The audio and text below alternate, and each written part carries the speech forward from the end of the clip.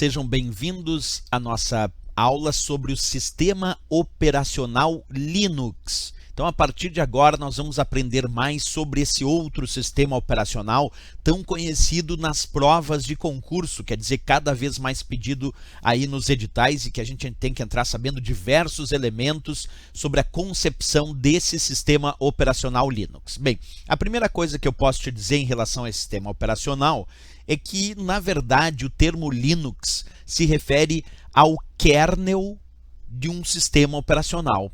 Como assim, professor? O Linux se refere ao kernel. O termo kernel significa o núcleo de um sistema operacional.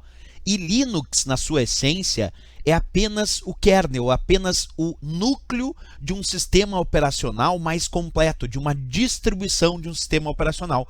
Então, quando nós falamos sobre sistema operacional Linux, na verdade isso quer dizer que eu estou usando uma determinada distribuição de um sistema operacional que utiliza o núcleo, o kernel do Linux. Então isso é importante porque se a gente pensar tecnicamente em resposta de prova, o Linux por si só o termo Linux se refere a um sistema operacional completo, na verdade o termo Linux se refere a uma parte muito importante da base de um sistema operacional completo, que é o que nós chamamos de kernel, é o núcleo. Então isso é importante, saber que Linux se refere ao kernel, ao núcleo de sistemas operacionais que utilizam esse núcleo do Linux como sua base de funcionamento numa máquina. Mas para explicar melhor, é claro, é sempre bom a gente ter a teoria indicada. Então vamos ler a teoria atentamente comigo. Distribuição Linux é um sistema operacional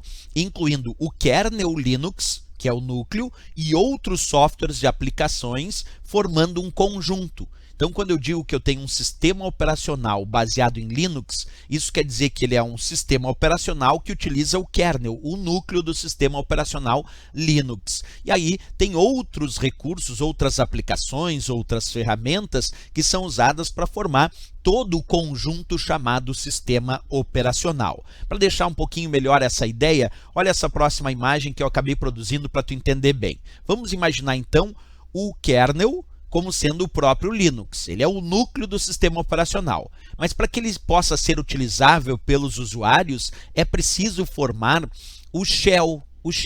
Shell, na verdade, é a interface com o usuário. Então, quando eu tenho um sistema operacional mais completo, tem o kernel, que é o núcleo, no nosso caso, o núcleo do Linux, e tem também a parte que forma a interface com o usuário, que nós chamamos de shell.